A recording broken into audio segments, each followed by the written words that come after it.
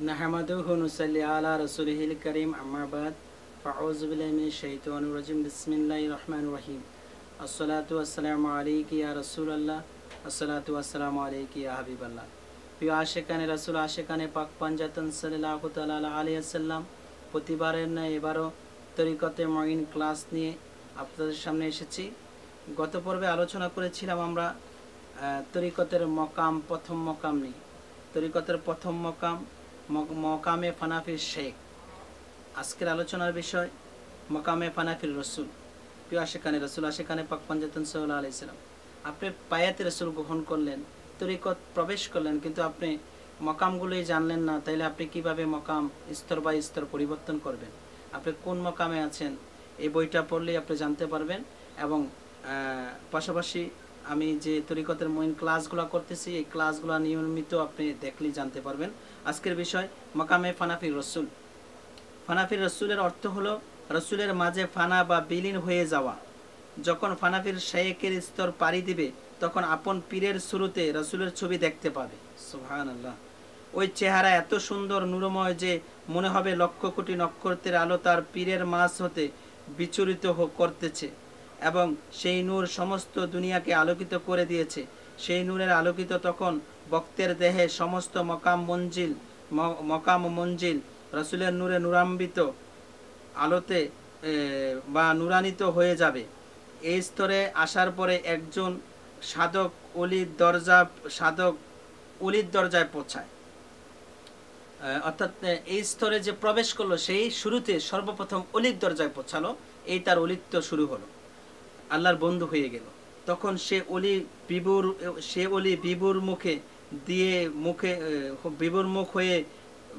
হয়ে মুখে দিয়ে যদি কিছু বলে তবে তা হয়ে যায়। অর্থাৎ ওই অলি যদি বিবুর হয়ে ধ্যানমগ্নতা হয়ে কাউকে কিছু বলে তা হয়ে যায়, কিন্তু সর্ব অবস্থায় হবে না।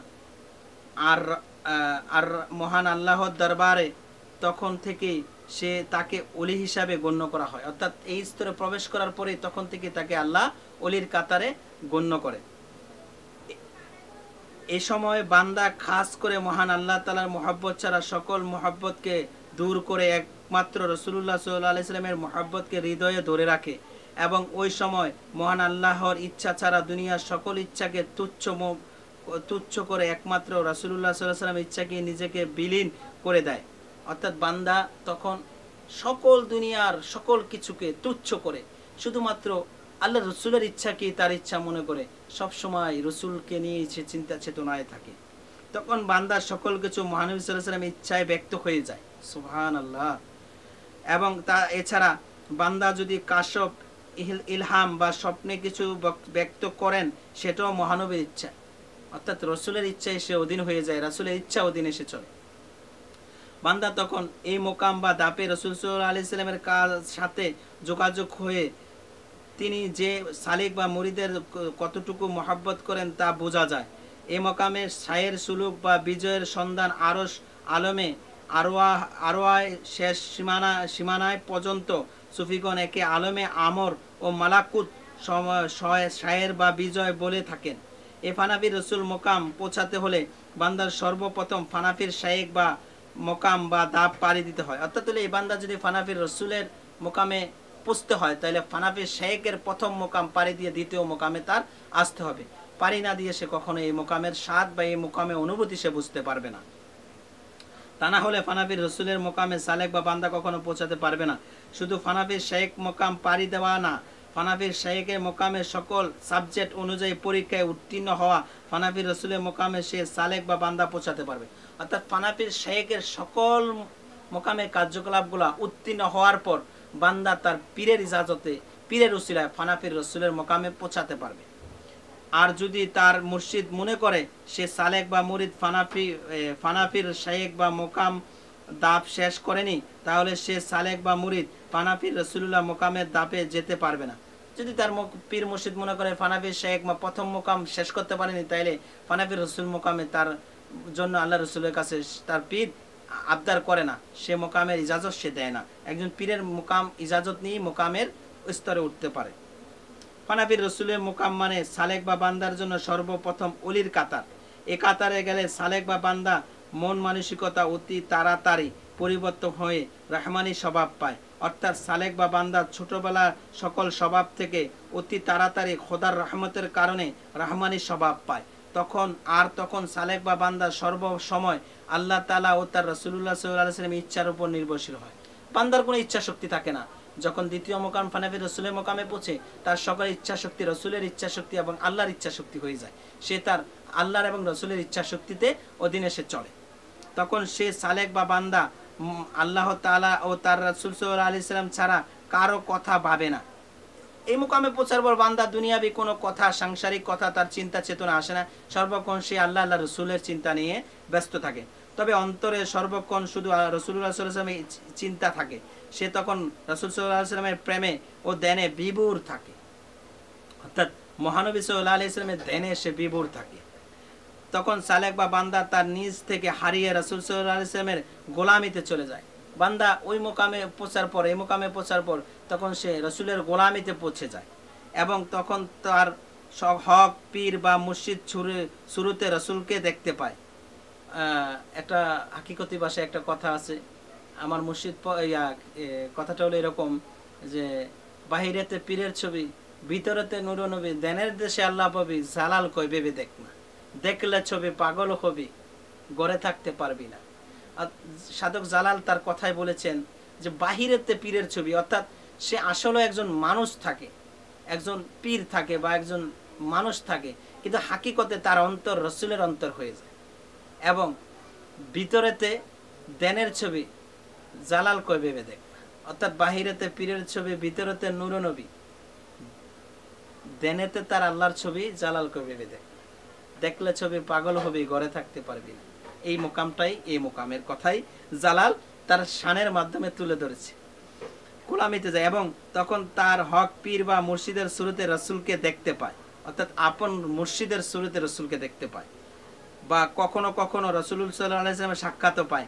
আবার কোনো কোনো সুফিগণের মধ্যে সে বান্দা সালেক বা বান্দা আহলে বায়াতের 5 সদস্যকে দেখতে পায়। আবার কোনো কোনো বান্দা আহলে বায়াতের মাওলা ইমাম হাসান, মাওলা ইমাম হোসেন, মাওলা আলী, সৈয়দা ফাতেমা আলাইহিস সালাম এবং রাসূল সাল্লাল্লাহু আলাইহি ওয়াসাল্লামকে 5 জন সদস্যকে একসাথে দেখতে পায়। এটা তার নসিব, তাকদীরের বিষয়। তার মুর্শিদ তাকে কতটুকু দোয়া করলো, দয়া করলো, সেটার উপর নির্ভরশীল হয় সে কাকে দেখতে পাবে না দেখতে পাবে।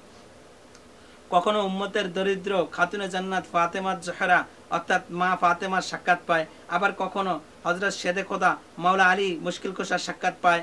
আবার পাক পাঞ্জাতনের সদস্য মাওলাই করিম ইমাম হাসান ও মাওলাই করিম ইমাম হোসেন আলাইহিস সালামের সাক্ষাৎ পাওয়া যায়। কারো মতে রাসূল সাল্লাল্লাহু আলাইহি ওয়াসাল্লামের সাথে তাদের সাক্ষাৎ পায়, আবার কারো মতে বিভিন্নভাবে তাদের সাক্ষাৎ পায়। কোনো কোনো অলির মত অনুযায়ী একই সাথে 5 জন সদস্যের সাক্ষাৎ পেয়েছে এই মোকামে ওঠার পর। আবার কোনো কোনো মত অনুযায়ী আল্লাহ রসুলকে আগে পেয়েছে, পরে সাইয়েদা ফাতেমাকে স্বপ্নে দেখেছে, এরপরে ইমাম হাসানকে সাক্ষাৎ পেয়েছে, ইমাম হোসেনের সাক্ষাৎ পেয়েছে, মাওলা মুশকিল কুশা আলীর সাক্ষাৎ পেয়েছে। এটা হলো নসিবের ব্যাপার।